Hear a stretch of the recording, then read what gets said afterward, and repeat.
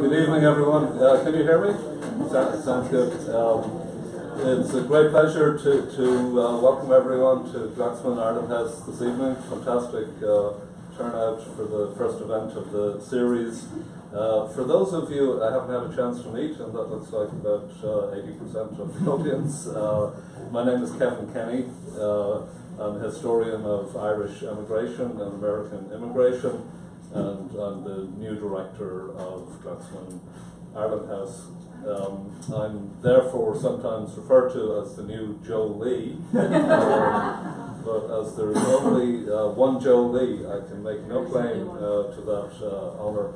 I will nonetheless do everything I can to perpetuate Joe's legacy and to keep our programme on its current upward path. I'd like to extend an especially warm welcome to our members.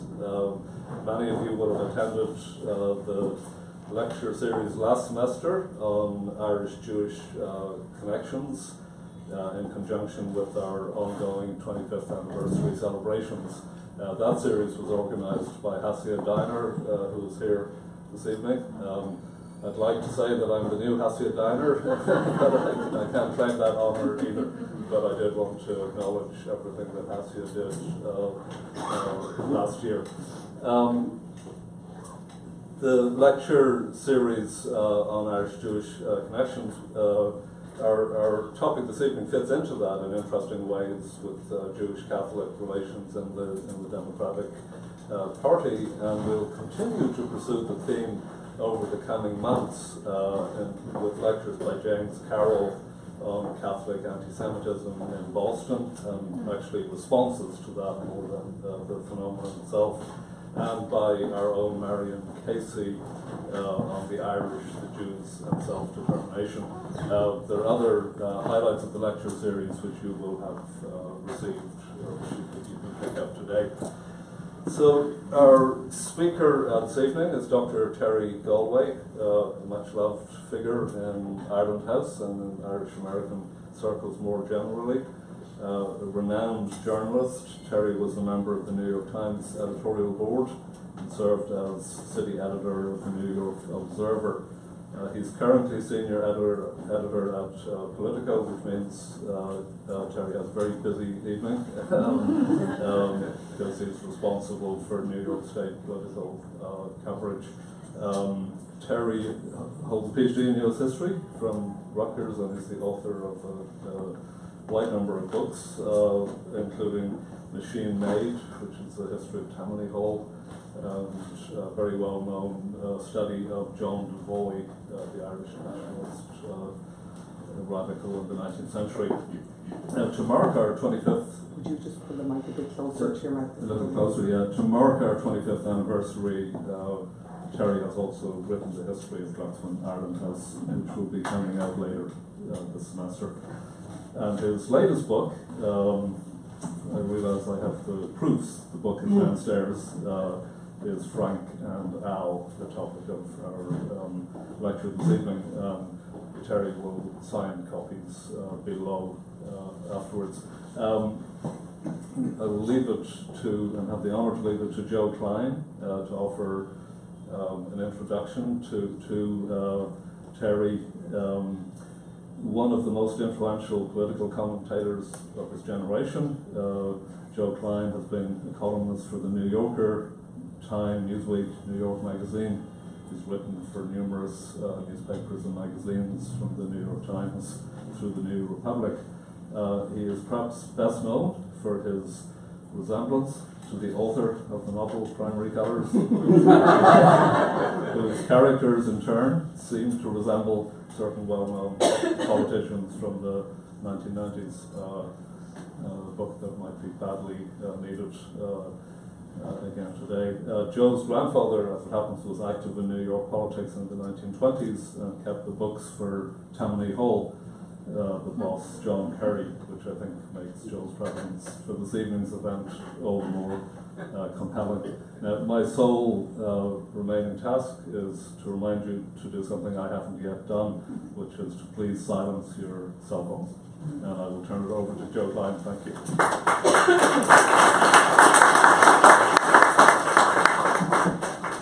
Kevin. I'm going to silence my cell phone. I think it should be silent. It's wonderful to see all of you here tonight. I think Terry asked me to do this because I was born in a Jewish-Irish neighborhood in Rockaway Beach, and we kind of got along. And I once said to him that we were very much alike. The Jews and the Irish had two great things in common. One was wordplay, and the other was guilt. Which makes you kind of wonder about the Glucksman-Brennan marriage. I mean, it might have been kind of exciting in its way, and also rather depressing. But I'm a New Yorker by birth. I started in Rockaway Beach, and my parents wound up living down the block here on Washington Place. It was a New York story of violent upward mobility. It's what this place is all about. But reading Terry's book, reading this joyous, wonderful book, which I recommend to all of you, I realized that I'm also a New Yorker by ideology, that those of us who live in this place and love it know the value of diversity and candor and fun and creativity. We elbow each other, we curse each other, we make jokes about each other, we marry each other, we curse each other some more, and we believe, the New York ideology believes that the diversity of groups is what makes us stronger. It's what makes us, it makes us, in my mind at least, the ultimate Americans. Not those other guys who are always claiming it.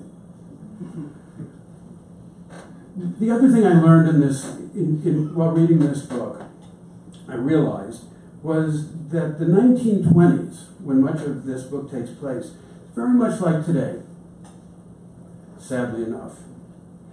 It was a time of economic boom. It was a time of fierce anti-immigrant feeling. The 1924 Immigration Act was very harsh, and it was aimed at Jews and Italians, who, according to the wisdom of the time, according to the U.S. military, weren't smart enough to become U.S. Army officers. It was a time of nativism.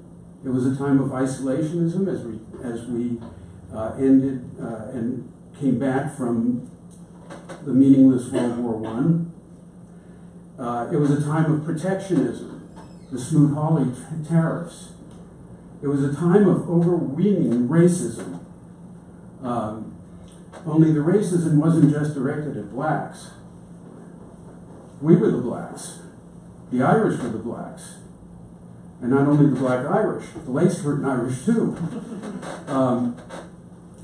The 1924 Democratic Convention, which Terry describes so beautifully in this book, was also known as the Klan Debate, because the largest group of delegates were members of the Ku Klux Klan. It was Al Smith and the forces of Tammany who defeated the Klan candidate William Gibbs McAdoo. It was a time when there were a series of Republican presidents who brought us all these things, and then seeded the clouds for the Great Depression. I'm not saying another one of those is coming, but I do believe that in this book, in the alliance between Franklin Roosevelt and Al Smith, which, like a lot of our inter-ethnic relations in this town, was a love-hate relationship, we can see the pathway forward for us in this very, very dark time right now. And so in conclusion, I'm not going to introduce Terry, but I have a few words for the book. I'd like to address these words to Frank and Al, and they were written by my personal poet laureate, and I think New York's, Billy Collins. The poem is called Envoy. Go, little book, out of this house and into the world. Carriage made of paper rolling toward town, bearing a single passenger beyond the reach of this jittery pen, and far from the desk and the nosy gooseneck lamp. It's time to decamp, put on a jacket, I love that line, and venture outside. Time to be regarded by other eyes, bound to be held in foreign hands. So off you go, infants of the brain, with a wave and some bits of fatherly advice. Stay out as late as you like. Don't bother to call or write. And talk to as many strangers as you can. I give you Terry Golway.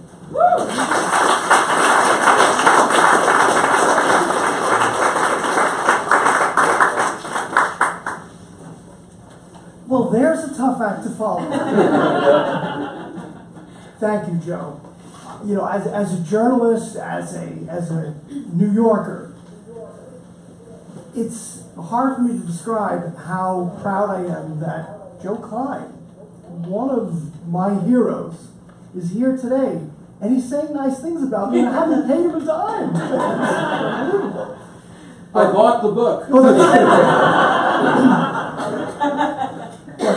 Joe's work throughout the 1980s and the 1990s, when I was sort of coming of age a little bit, Joe inspired me to stick with journalism, which, you know, sometimes isn't an easy thing. I did take a bit of a side trip to academia.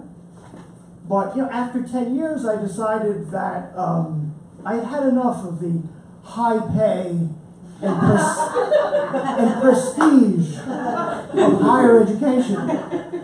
So I went back to journalism, where I knew I would get neither. So here I am. Sort of wearing a historian's hat, though, again, because I'm here to talk about two remarkable New Yorkers, Franklin Roosevelt and Al Smith. And the reason the book is called Frank and Al is because Al Smith called Franklin Roosevelt Frank. Could you imagine? Hi, Frank. It's just inconceivable. But he did. And, you know, the two of them were opposites, as I'll talk about in a little bit. But at their heart, they were New Yorkers. Very different kinds of New Yorkers, but they knew they had that bond in common. And that's what brought them together.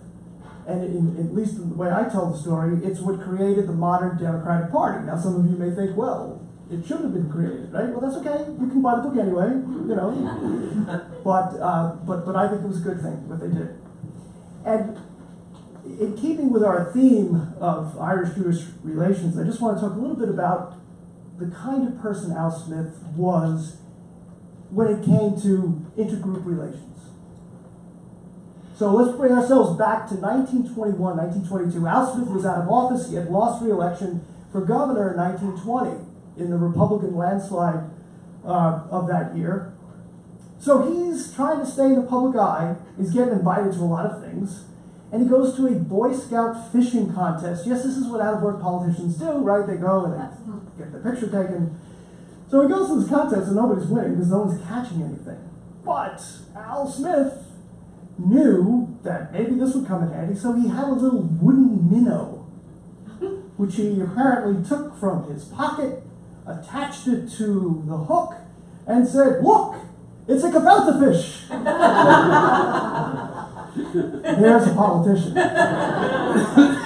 But mind you, it wasn't just for the laugh that it got, or it wasn't just the fact that, you know, he knew it would ingratiate himself.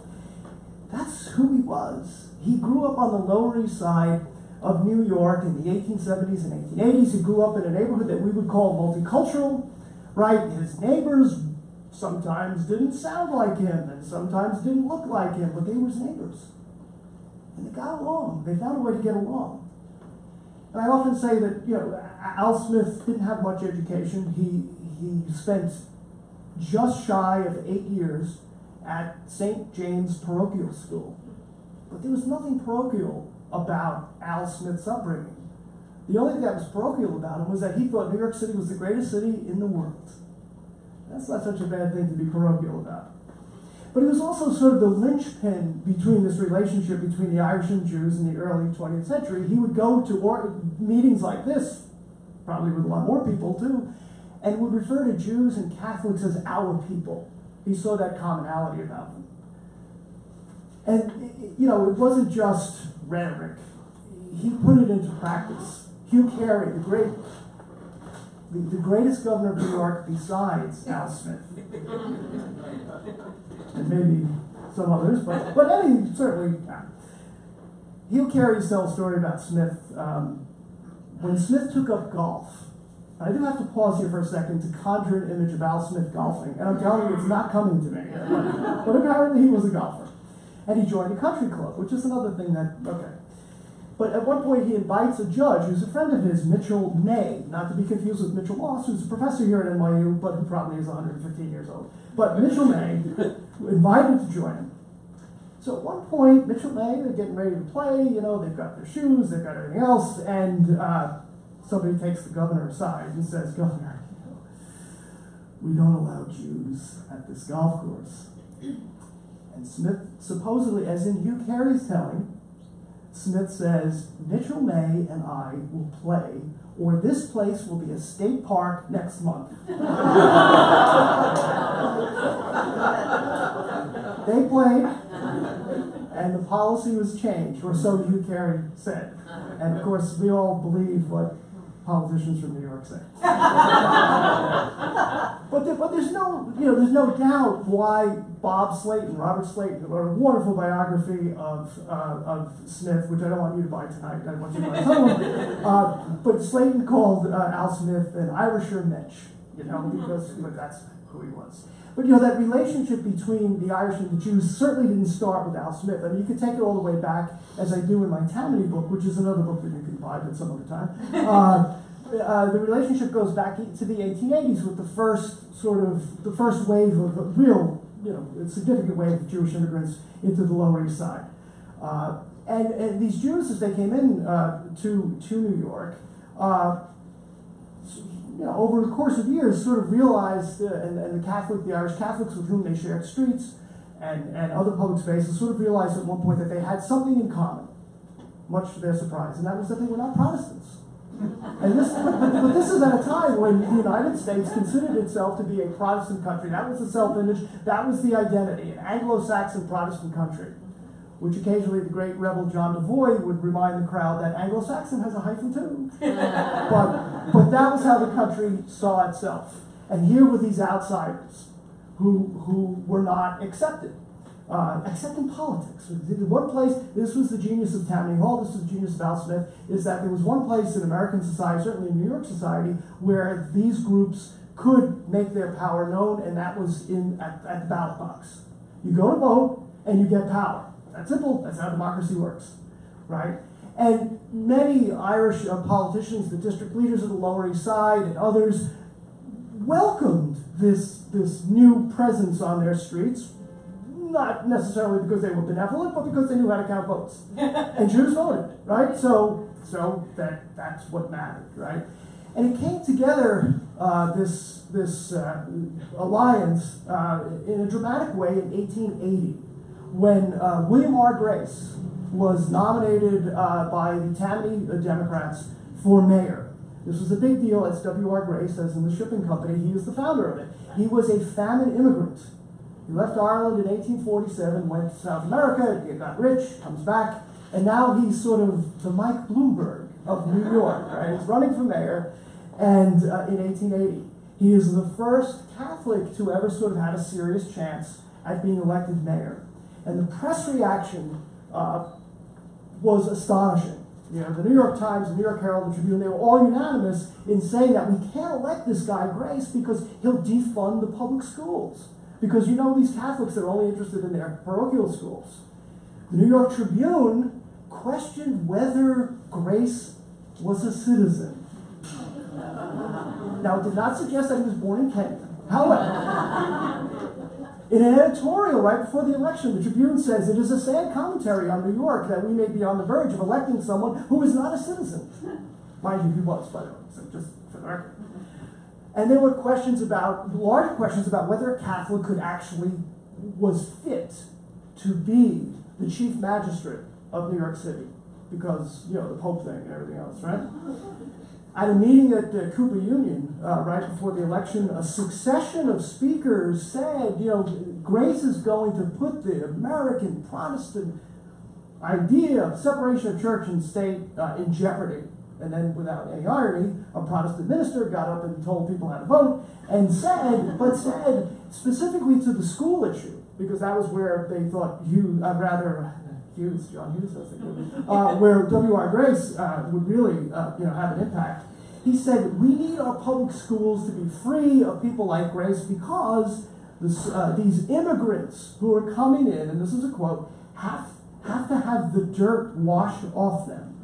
And then they are turned into refined American citizens. They lose their identity as they should. So that was how this minister thought public schools should be run. If we put Grace in charge of the public schools, the dirt's going to stay. And the identity is going to stay, and we don't want that. Right? And even on election eve, the New York Herald announces, this is a Protestant country, and the American people are a Protestant people. Now, it wasn't just the Irish Catholics of the Lower East Side who heard that message. It was the Jews, too. And on election eve, on the Lower East Side, several hundred Jews assembled in a hall on 3rd Street to denounce the attacks on the Irish Catholic candidate for New York mayor. Among the speakers was Albert Cardozo, who was a former judge and the father of Benjamin Cardozo, who would go on to serve in the Supreme Court, who was a Democrat nominated by Republican Herbert Hoover. Imagine that. And he was approved by a unanimous vote. But on this particular night in 1880, Albert Cardozo told the Jews who were gathered in front of them on the Lower East Side that the attacks on Grace because of his religion were, quote, contrary to the spirit of this country and its institutions. The following day, W.R. Grace was elected the first Irish Catholic mayor of New York, not by a lot, which means that every vote counted, maybe even those that were counted twice. But he was elected, right? And as time passed, as the Jews began to transform the Lower East Side into the 1890s and into the 20th century, Tammany politicians had to make this kind of adjustment. Their constituents were actually moving out. Not Al Smith, he stayed on the Lower East Side until he moved to Fifth Avenue. But Smith was a fixture on the Lower East Side for decades. But many other Irish were moving out of the old neighborhood. The new neighborhood was becoming more and more Jewish, and the Irish politicians had to respond. And they did by representing their constituents. Not necessarily because they were broad-minded or they believed in something called multiculturalism, which hadn't been invented, but because they wanted power and needed to hold on to that power and understood that one way you did that is you responded to your constituents. The most sort of preeminent district leader in the Lower East Side at the time was a guy named Johnny Ahern, and he became a beloved figure among the Jews of the Lower East Side. He held hours at his clubhouse every Monday and Thursday, at which time people came to him with their problems. And there was a Jewish man from the Lower East Side named Louis Eisenstein, who later became a figure at Tammany Hall. And he observed all this, and he wrote it in a book called The Stripe of the Tiger. He said, he described it this way, about why people like Johnny Ahern were beloved by Jews. He said, to where, besides the Tammany Clubhouse, could a white-bearded 80-year-old patriarch go for assistance? Unable to speak or write a word of English, he would seek out our Irish leader.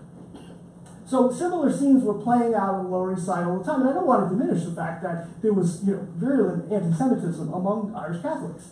But at least in this telling, there's another side to that story too, which is Irish politicians responding to people who vote, right? But something else was taking place in these interactions too. The Irish were doing favors for the Jews, and arguably people like Johnny Ahern held on to power because of Jewish votes, because of the way he ingratiated himself with the Jewish population. But something else was going on. And Hasia Dinah wrote it very eloquently in an essay to be published in the book about Luxon Ireland House, which will be out in October, and you can buy it then, not now.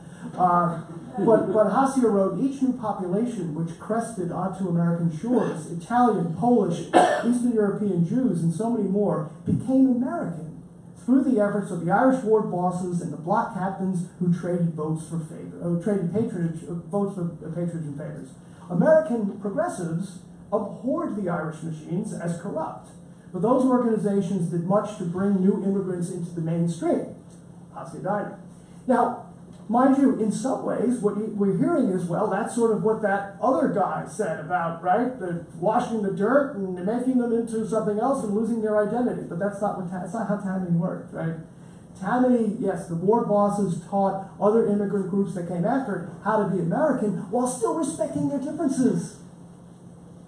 Johnny Ahern didn't expect his Jewish constituents to become Anglo-Saxon, not to mention Irish Catholic, right? They were not in that business. They were in the business of satisfying their constituents.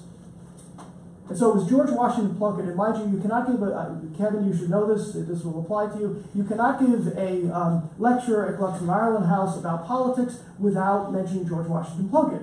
It is actually against the law. I mean, if you do forget, the police come, they arrest you, you're brought to magistrate's court, and you're sentenced to 3 months of reading Peter Quinn's novels.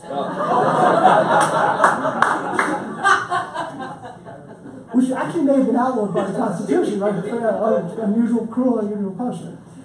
But George Washington Plunkett said this about Johnny Ahern. He said, "He's as popular with one race as the other. He eats corned beef and kosher meat with equal nonchalance, and it's all the same to him whether he takes off his hat in the church or pulls it down over his ears in the synagogue."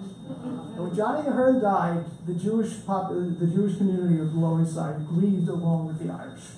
Mind you, Johnny Ahern also had sort of a checkered career in law enforcement too. I should point that out as well. But again, this was also a multi-layered relationship. The Jews also affected Tammany Hall. The success of many Jewish socialists on the Lower East Side at around this time, 100 years ago, had a profound effect, I think, on how the Irish politicians like Charles Francis Murphy, who was the boss of Tammany, how they responded. And the success of these left-wingers from the Lower East Side, I think it was in 1918, it might have been in 1919, when the Jews of the Lower East Side sent 5 socialists to the state legislature, which refused to seat them, despite the fact that Al Smith said the Socialist Party is a real party and we really ought to seat them, but they were expelled.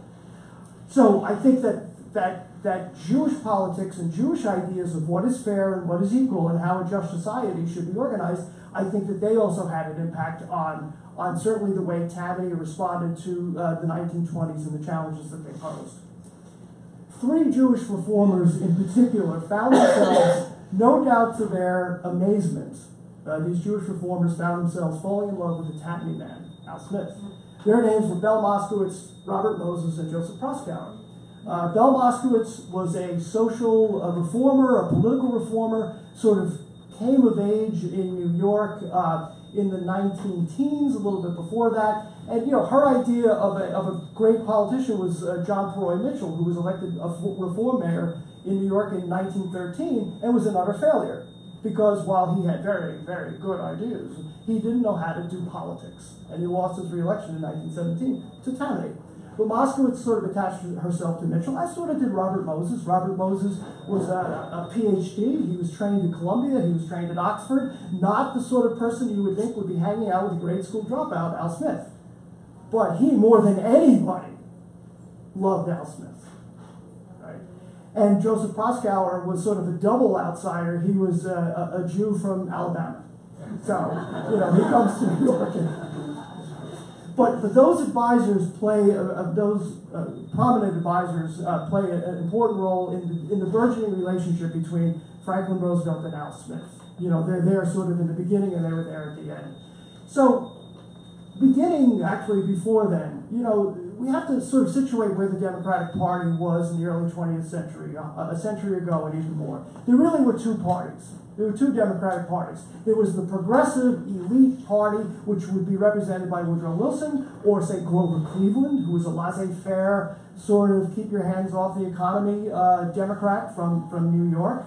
And then there was the party of Al Smith, the party of James Michael Curley, the party of the ethnics of the Northeast and the Middle West. And never the twain shall meet. And in this book,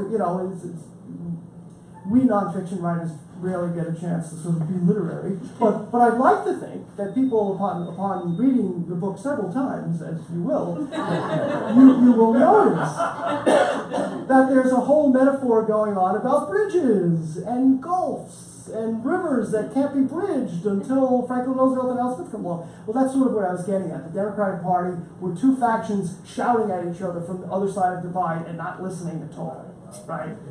And this duo figured out a way that they could not only talk to each other, but bring each other together.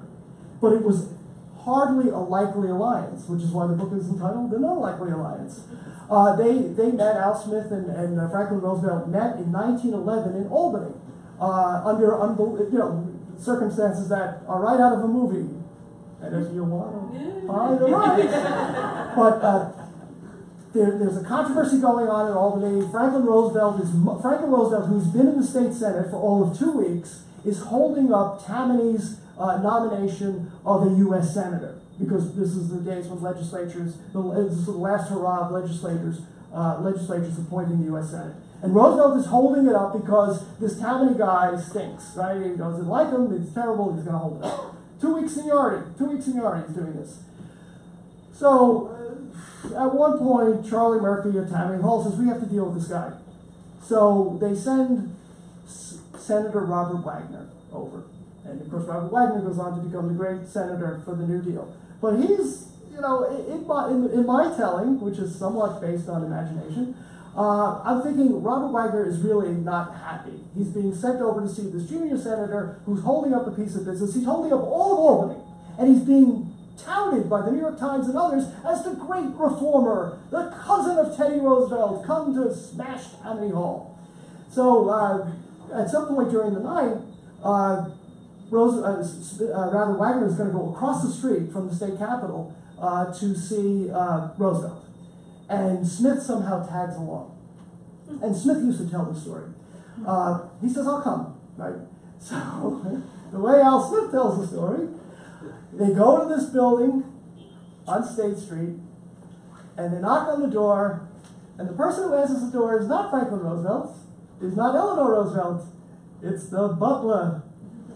And, as I'm imagining, I will mind you, there's some, what the great New York Times writer Dan Barry, don't buy any of his books today, wait till next week. What the great New York Times writer Dan Barry described one of his books as a work of informed imagination, and I stole that and applied it to this book, because I'm sort of imagining what Al Smith must have been thinking as he knocked on the door of State Senator Franklin Roosevelt and is answered by a butler who says, of course, I'm going to give him the British accent, because what's the point of having a butler if he doesn't have a British accent, right? But he says, Senator Roosevelt is expecting Senator Wagner. And he sort of, in my imagination, looks at Al Smith, right? Paunchy, he had to have had a cigar, right? He had to have had a cigar, how could he not? And Smith looks at the butler and says, that's okay, I'm coming in too. And that's how they met. And I don't know what they talked about. I assume they talked about this logjam in Albany. It didn't work. It continued for many weeks afterwards until Tammany outfoxed the young Roosevelt. But not long afterwards, Smith took aside a young woman who was a lobbyist for good government causes and for social reform. Her name was Frances Perkins, who of course would go on to become the first woman cabinet secretary and FDR's labor secretary. Takes Frances Perkins aside and says, Franklin, he called him Franklin back then, Franklin is never going to be a success because he doesn't understand how politics works. And at another point, according to the great Robert Caro, Smith told a friend that he just couldn't get along with Roosevelt because, this is what Al Smith said, according to Robert Caro, Franklin isn't the type of person you can talk intimately with in the piss room. Frankly, I've yet to meet a person I can talk intimately with in the piss room too, but that's another story, that's just me, I don't know. But that's how the relationship started. Franklin Roosevelt was very much the high-minded reformer. At one point, Frances Perkins asks Roosevelt for his help in passing social legislation like a 48-hour work week for women and children. And Roosevelt says, no, I've got more important things to do. Right. New Deal's Franklin Roosevelt, right? But those things got passed by people like Al Smith, Robert Wagner, and the Tammany crowd. You know, if you look at what the New York legislature did in 1913 alone, that's like a decade's worth of work in the state capitol. Jimmy Fieldkind, who was here, my former colleague, Jimmy, sorry, he left me. But what they did in 1913 in 3 or 4 months is 10 years worth of work today. All of this was after the Triangle Shirtwaist Fire, which of course is one of the great sad episodes and important episodes in American history that happened right around the corner. Tammany, Al Smith, Robert Wagner took the opportunity to pass all sorts of social legislation, like the beginnings of minimum wage, regulations about the workplace, etc. Franklin Roosevelt had no part of that. The greatest reform legislature in New York history, arguably, at least I'll argue it, in 1913 was led by Tammany figures, and Franklin Roosevelt, the great reformer, didn't play a role, except one. They passed a law that said that workers could have 1 day off every 7 days. And Franklin Roosevelt actually was the sponsor, the Senate sponsor of that. And many people think the only reason he got interested is because a lot of the clergy in Hyde Park were writing to him, I've seen the letters, it's true, saying, you really ought to get behind this. Like, it really would be nice if they could come to church at least, right? Yeah, get some time off. So that's how it started. But it doesn't end that way, needless to say. You know, by 1920, both Smith and Roosevelt are New York politicians on the rise. Roosevelt is nominated for vice president and loses in the Harding-Coolidge victories of 1920. Al Smith also loses re-election. And there's this very interesting letter. Smith and Roosevelt sort of had been corresponding a little bit with each other. Roosevelt was the Assistant Secretary of the Navy with the Wilson administration. Smith, of course, was governor. And he said, Roosevelt writes to Smith and says, you know, it's likely that we will never run for office again. These were still young men, but they were crushed. They thought they were done. But Roosevelt says, I want you to help me to rebuild the Democratic Party in New York, which I think is an extraordinary gesture. A guy who's working for Woodrow Wilson asking this guy from the Lower East Side, this grade school dropout, to help rebuild. So that's where I see this bridge being built and this change in the Democratic Party beginning to happen. As these progressive reformers realize that maybe these other guys on the other side of the divide, they're on the right side of history. And we have to figure out how to get there. So, of course, I think most of you will know Franklin Roosevelt's history, that he comes down with polio a year later, but wants to remain active in the Democratic Party in New York. And he does so by hitching his wagon to Al Smith. And Smith and Tammany also create a space that allows Franklin Roosevelt to stay involved, to write letters, to be organized. He's appointed to various commissions. And then in 1924, Al Smith decides that he is now going to make a run for the presidency. No Catholic has ever been nominated for president, but 1924 is going to be Al Smith's year. The Democratic Convention is in Madison Square Garden. Smith has compiled a wonderfully progressive, wonderfully liberal record in New York and cut taxes by 25%, even as he was expanding government, because he was also making government more efficient. A goal that allegedly was enunciated by the current governor of New York. I don't know how that's worked out. We may find out tonight. But Smith was able to do all those things, cut taxes. He looks like this is the moment. And Charlie Murphy, the great boss of Tammany Hall, would have been his campaign manager, but he died of a heart attack. And they turned to Franklin Roosevelt to be his campaign manager. Again, another great moment in my view and in my telling, another great moment in American political history, where the urban, ethnic, Catholic politician, the first of his kind, chooses the Protestant patrician to be his campaign manager. Now, at some level, it makes sense, right? Because, you know, you want to cover your bases.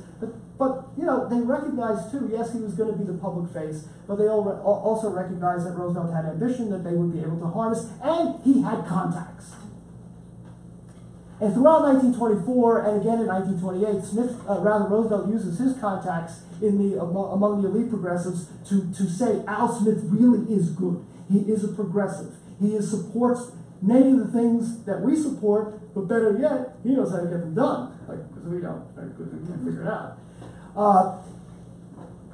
Roosevelt, so he's the campaign manager, and now Smith is getting ready for the convention at Madison Square Garden. He's got to have somebody to nominate him but his great friend, William Bork Cochrane, the great silver-tongued County Cork native, has died. So they're trying to figure out, like, who can deliver Al Smith's nominating speech. And Joseph Proskauer, one of his sort of Jewish advisors, said, what about Roosevelt? And it's like, genius! Yes! Now, mind you, Roosevelt has polio. Roosevelt hasn't taken a step since that night in Campobello, the night before he contracted polio. So, how is this going to happen? And I've read a lot of the literature on Franklin Roosevelt, and if you were to read what Franklin Roosevelt went through, not just to rehabilitate himself, but particularly for this event, how he rehearsed the walk he was going to have to make with a cane and a crutch and 10 pounds of steel on his legs. But he was determined to show the Democratic Party that he was not out of the game.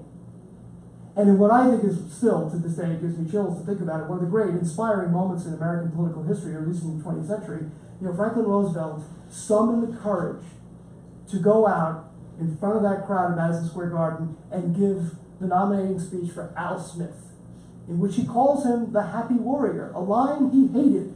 He said to Joseph Proskauer, that's a terrible line, no one's going to get it. And here we are today, still talking about the happy warrior speech. But it's a great moment. And it's also, a moment that's remembered in 20th century American history because it's sort of this as a catastrophe, right?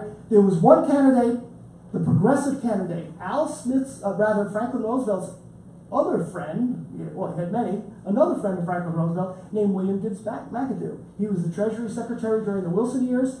He was Woodrow Wilson's son-in-law, and he was the heir to the progressivism of that elite Democratic Party.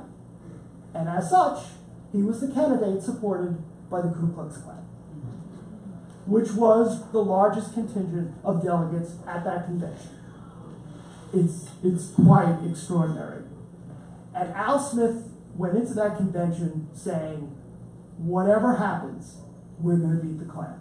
Doesn't matter. Whatever happens, we're going to put an end to this immediately. The convention went on for 2.5 weeks, 103 ballots. William Gibbs McAdoo was not nominated, and neither was Al Smith. They agreed on a compromise candidate when everybody was exhausted and sweaty and hadn't showered and everything else. And of course, they lost. And people like Mencken and others said this was an absolute catastrophe for the party. I think it is a triumph of the Democratic Party because the forces of hatred and bigotry were shut down, at least publicly. That's not to say, obviously, that the Ku Klux Klan disappeared. It didn't. But the Klan itself went to that convention not to block the rights of African Americans because they had been suppressed already in the South.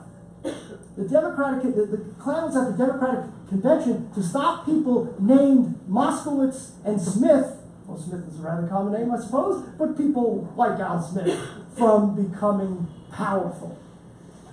And it was there, too, I think, that this bond between the Irish and Jews, and certainly Al Smith and the Jews, was further formed because they beat the Klan. And by 1928, when Al Smith did run for president and was nominated for president, the Klan was gone. Al Smith was nominated for president in 1928 on the first ballot, after 103 ballots in 1924. And once again, it was Franklin Roosevelt who gave, he reprised his, now he knew it was a good thing, right? So he said, happy warrior again. Why not? It worked the first time, right? And, Smith is nominated. It's still, a great moment in American history. The first member of the minority group, as Catholics surely were defined in 1928, to be nominated for president. And when Smith won the nomination, he realized for the first time since 1918 he was not going to be running for governor. And so he needed somebody who would win New York, help him, but also somebody he thought who would carry on his legacy of social welfare reform, administrative reform, and a compassionate government. And he turned to Franklin Roosevelt. Smith lost that election bitterly. He lost New York, which broke his heart. And he lost New York, in my view. I'm not like my colleague Bill Mahoney, who can look at a bunch of figures and tell you exactly how people voted. But it is clear that there was there was a Klan, or certainly also a temperance vote in parts of western New York and the southern tier that came out against Smith. But Franklin Roosevelt won by 25,000 votes out of 4 million cast. So he sneaks in, and that's the beginning. Of course, literally the rest is history, right? If Roosevelt loses in 1928, I think I write another book. Maybe I'll call it Primary Colors. I don't know. But he's probably gone.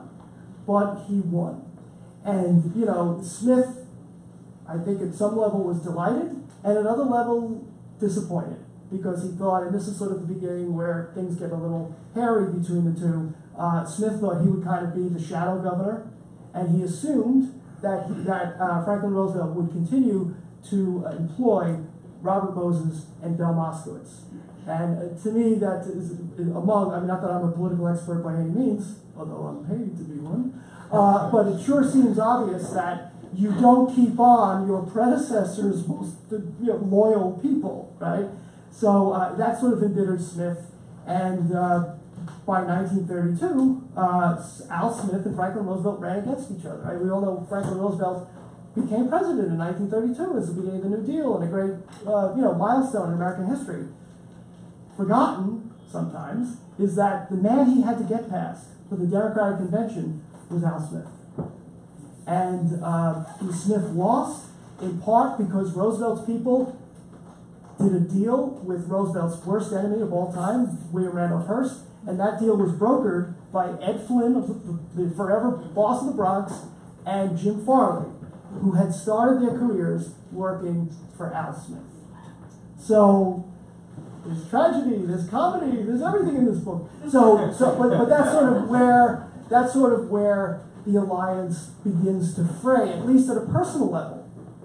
But on a professional, in a real life way, the alliance that Franklin Roosevelt and Al Smith put together in the 1920s, the coalition that actually came out for him in 1928 for Smith, led to 20 years of Democratic Party domination of the White House, and arguably, even more so until 1968 or 1972, the New Deal coalition, which was born in New York in the 1920s, ruled American politics. Now, you may think that's bad, you may think that's good, but it's a good story.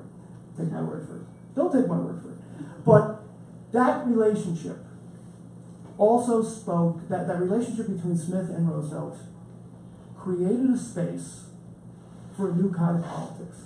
A politics of inclusion, a politics of tolerance, a politics where one side could talk to another and even come together of all things.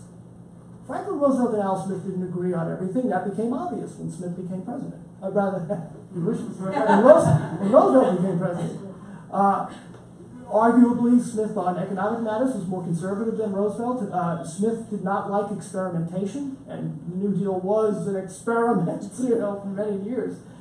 But ultimately, they, in the 1920s, recreated the Democratic Party and American politics so that the Irish and the Jews and other groups that had felt marginalized by American politics during the Gilded Age and into the Progressive era, people who wore their hyphens with pride, that they had a space here too. And I think this institution, Glucksman Ireland House, is a tribute to that vision and that kind of politics. And I thank you all for coming out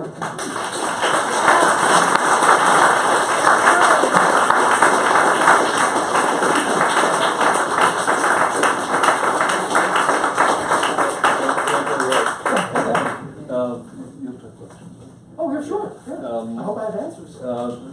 Thank you, Terry, for such a wonderful, fascinating lecture. And Terry will take questions. I'm sure we have lots of questions to ask. And it's probably simplest if you do it yourself. Oh, sure. Okay. Yep. You've got questions. I have answers. I hope. Yes. Hi. Well, thank you first off. Sure. Interesting.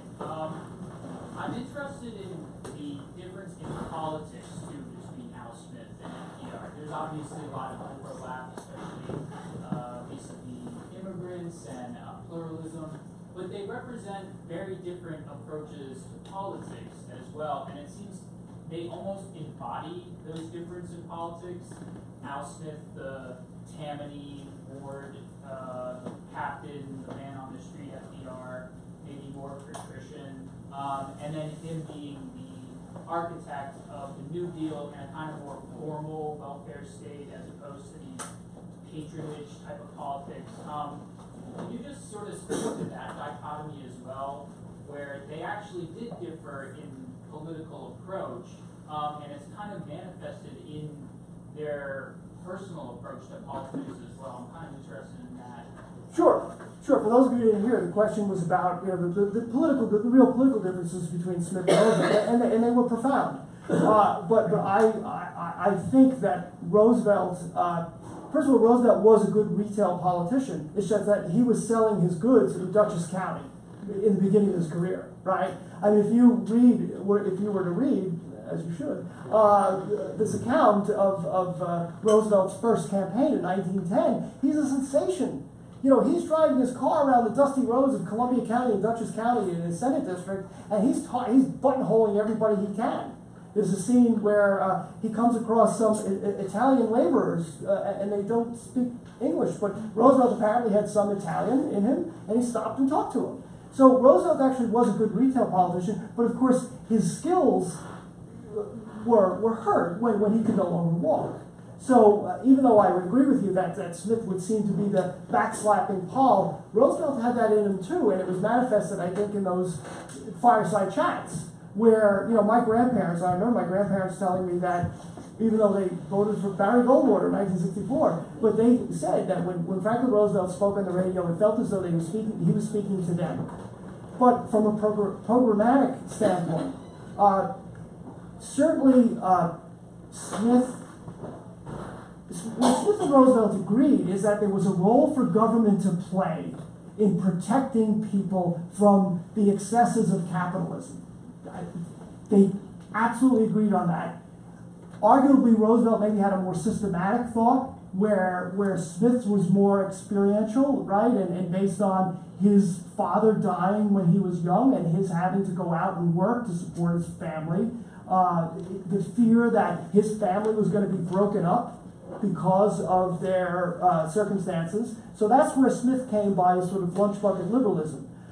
Where their politics were also different is that Roosevelt was, in the beginning of his career, obsessed with things like civil service reform and not playing baseball on Sundays, these kind of moralistic, blue law kind of reforms. But at least in my interpretation, Roosevelt learned to jettison that, and that actually is the genius of the Smith-Roosevelt alliance, is that Smith learns progressivism with that kind of moralistic attitude towards the poor, which is born of sort of an Anglo-Saxon free market attitude that there are such things as the deserving poor and the undeserving poor. Tammany did not recognize deserving or undeserving. You wanted help, you came, you got it. That's Social Security, right? I mean, that's entitlement. And I think that's the lesson that Franklin Roosevelt learned from the way Tammany operated. So that while they were very different, I think that the commonality that they had obviously, you know, created this wonderful alliance. I do think that Smith was suspicious of large government, as in centralized government. I do think that part of their feud is based on the fact that Smith kind of was somebody who thought that states would govern best rather than centralized out of Washington. And obviously Roosevelt, you know, did something very different. So even though I think that the coming apart of their relationship was based in a lot on personality, I also think there was some sort of ideology there which you actually have hit on.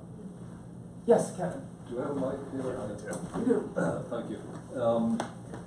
I have a couple of questions, if you don't mind. I'll make them short. The first is, could you clarify for us the difference between the first Ku Klux Klan and the second? Because it's really the second Klan that's operating in the 1920s, and we're much more familiar with the anti-African American Southern-based Klan. I mean, it's kind of an open question if they're even the same organization or to what extent they are. And then my second question, briefly, is, if I recall correctly, Al Smith, FDR lived to 1944 and 45, so roughly the same length. So What's your take on what became of Tammany under the New Deal? I don't know if it comes into your book or not. It does a little bit, but in terms of the second, the second Klan was a result of what was happening here in New York, in Boston, and other places. After as we know, in the Gilded Age in the South, blacks were systematically oppressed, under Jim Crow and other terroristic means. Blacks were basically powerless in the South. There were no blacks voting in the South, or if there were, it was the exception to the rule.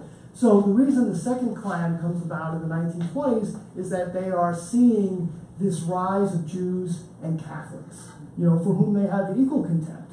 But they're actually getting power. There were no African Americans really to speak of in political power in the United States in the 1920s. So who were these people lighting torches about? They were lighting torches about Moskowitz and O'Reilly, people like that. And they saw it as a real threat.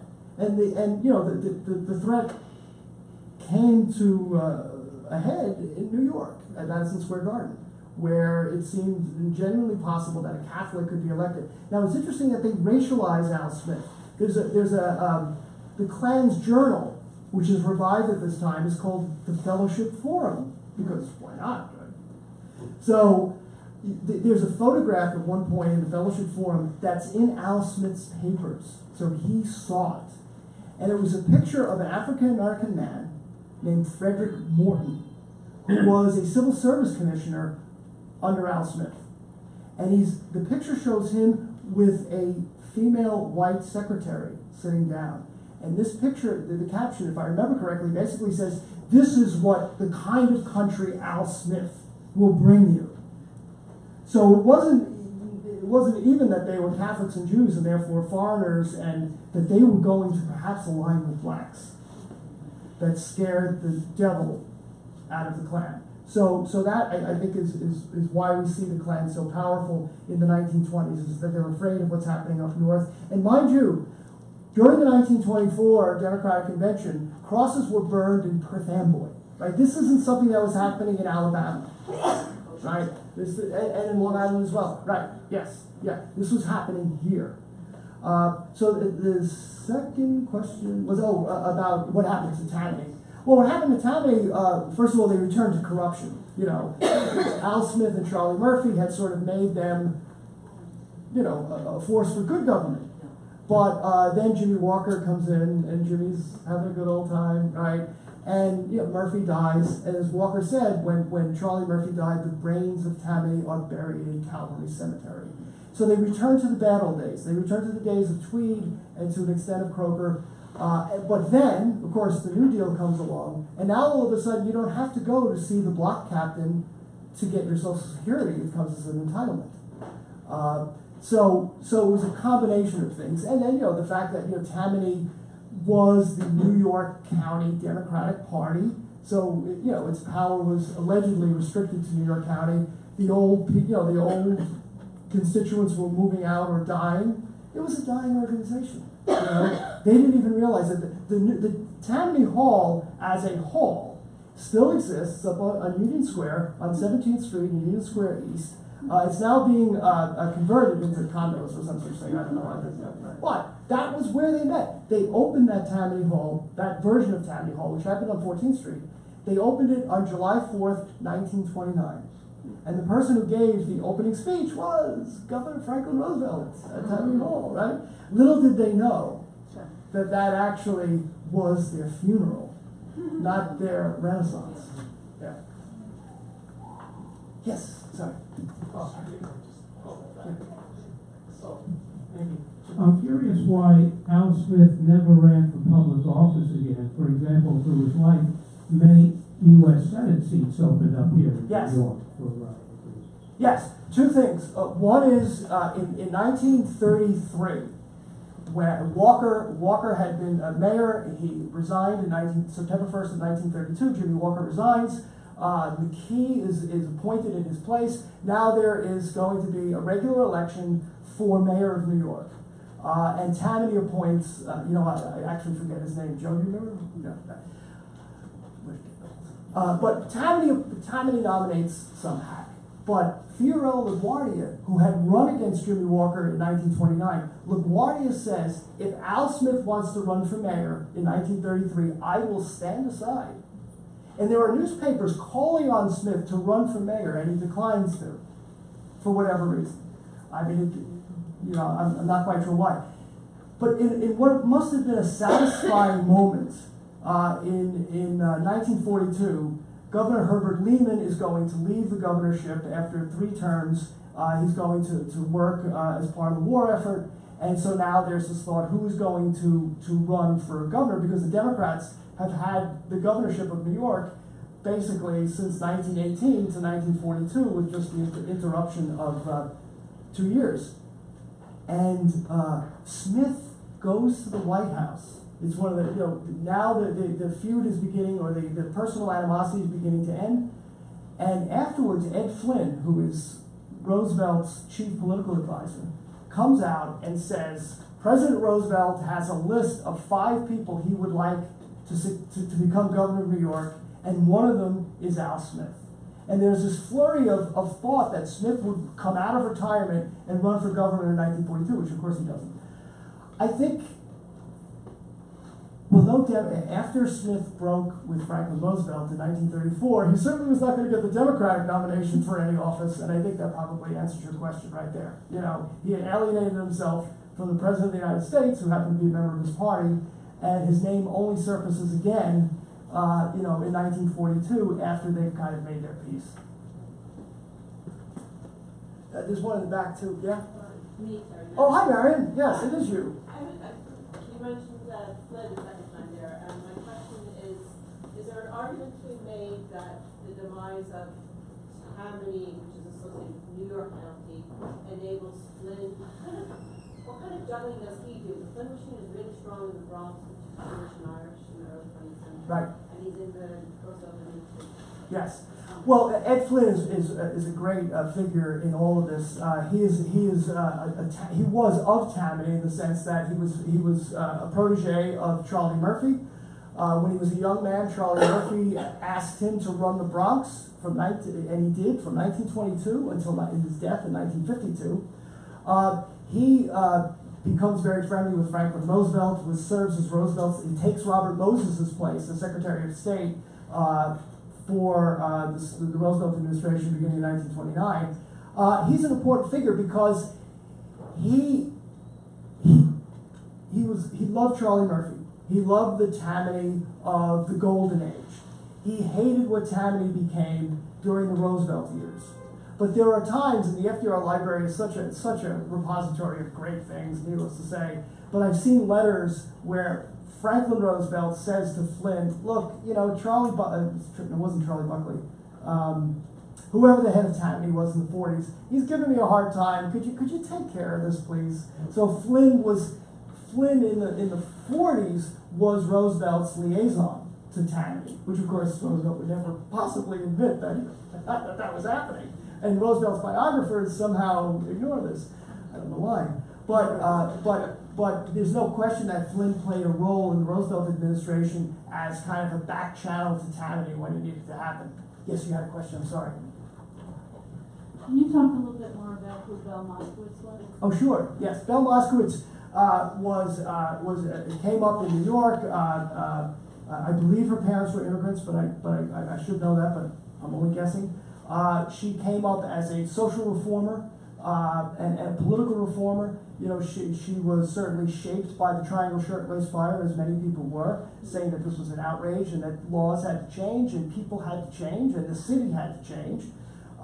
She attached herself to the sort of administration of Mayor Mitchell, as I said before, but she was a brilliant political strategist. When she died in 1933 or so, 33, Al Smith said of Belle Moskowitz, she had the greatest brain of anyone I ever met. He didn't say of any woman I ever met. When she died, the New York Times said that she was the strategist behind Al Smith's political campaigns, and that she almost became the first woman to elect a president. You know, there are stories which I've not been able to verify, but that's okay, I'm just a journalist now, where she is at meetings with Smith, with all of these Tammany advisors, and I tell you the truth, Robert Caro tells the story much better than I, but they go around the room and they talk about a political problem, and there's Bell Moskowitz seated to Smith's left, and after everybody has chewed their cigars and spat their tobacco and done their thing, Smith turns and says, "What do you think, Mrs. M?" And this was sort of like a constant thing at gubernatorial meetings, whether it was policy. She was both a policy person and a political strategist, but I think more than anything else, she was a political strategist. I mean, it was Moskowitz who went to Franklin Roosevelt in 1924, along with Proskauer, to say, actually, Moskowitz basically told Franklin Roosevelt in 1924, "We'd like you to run the campaign." And mind you, they were very sympathetic to the fact that Roosevelt couldn't use his legs. And this was only 3 years later. And Moskowitz, basically says, "Don't worry, I'll take care of everything," right? And so there's this great announcement where Roosevelt says he's going to be chairman of the campaign, and that the headquarters is going to be on 65th Street, which is where his townhouse is. But meanwhile, I've read, Moskowitz sort of did this, and because the real headquarters was where Bell Moskowitz said it was going to be. So she is a wonderfully forgotten, for the most part, character in New York. Her granddaughter is an academic who wrote a good academic biography of Bell Moskowitz, but I'd love to see a popular biography of her because she's a really important figure. Not that there's anything wrong with academic biographies. Hi, yeah. You mentioned Robert Caro a few times. Yes. He had said, I thought, that when Roosevelt was president, that Al Smith maybe thought he would get an appointment to the cabinet or something, and that never came forth. Right. Did you find things concerning that? Well, Al Smith, I think one of the reasons why Al Smith was sort of forgotten, part of it was because of the antipathy with Roosevelt. The other thing is, the Al Smith papers mostly consist of thanks for your good wishes, right? Franklin Roosevelt saved every piece of paper he wrote. So it's hard to know anything about what Al Smith was thinking, except if you go to newspaper stories and look for quotes. So I never saw anything that indicated that Al Smith expected a job, both when Roosevelt became governor and when Roosevelt became president. There were rumors in the newspapers, though, that Smith would, be a likely candidate for Secretary of Labor, which Francis Perkins got, or some other post. I don't know that he was that interested. I don't think that embittered him. I think that Eleanor Roosevelt once said that the relationship with Al Smith and Franklin Roosevelt was a reverse snobism, that the Fulton Fish Market worker, 8th grade dropout, looked down on the guy from Harvard and Columbia Law as a lightweight, as Louis Howe said, as a little boy. And I think there was some of that, too. And certainly one of the things about Moskowitz really never forgave Franklin Roosevelt for getting everything she thought Al Smith should have had. And at one point, in 1932, when Smith and Roosevelt are running against each other, Moskowitz is asked by, I think Felix Frankfurter, but somebody, like, why is Smith in the race? Why are you doing this? And Moskowitz very, says, well, we don't think your governor is up to the job. So, yeah, that was how she felt. Anything else? Yes, in the back. How did the progressive faction of Roosevelt and the economic faction of Roosevelt, how did they integrate the Southern Democrats, which is the Klan faction, the Natives faction, whatever you want to call it, clearly having totally different values Right. from the people in New York. How did they integrate them into a successful campaign in 1932? Right. Clearly they couldn't do it in 24 or 28. Right. The question is, how did the Democratic Party eventually integrate the Southern segregationists? Well, the answer is Al Smith had no interest in integrating the Southern segregationists and bigots into the party. He opposed them. In fact, in 1924, during the Klan convention, one of the things that Al Smith stood for was there was a plaque to be added to the platform, which condemned the Ku Klux Klan. It would have gotten the Democratic Party on record in 1924 as condemning the Ku Klux Klan by name. And Smith would not move from that, even though it was causing this amazing split in the party. And Roosevelt was sort of trying to temporize it. Like, maybe we don't want to fight this fight. Maybe we don't want to have to really alienate these people. And Smith was adamant. And the vote failed by one vote. So in 1924, the Democratic Party of the United States of America failed by one vote to condemn the Ku Klux Klan. So Smith felt very strongly about the Klan, and so much so that in another sort of bit of his redemption in the 1940s, was actually, I shouldn't say that, even in the 30s, Smith was a frequent speaker at anti-Nazi rallies. He spoke to many Jewish audiences. I mean, Smith was talking about Hitler from the very beginning. And Bob Slayton has written about it. I've written about it. He constantly relates his experience as a Catholic in New York to what it must be like for the Jews of Germany under Hitler. Because he said, I've seen the white sheets, and I know what those brown shirts mean. So the answer is, it was Roosevelt's genius to be able to bring together all of these different factions. And it was something, that Smith couldn't and wouldn't do. I probably should wrap it up because I do have some business to attend, and it is primary night. I have to work tonight. So, thank you.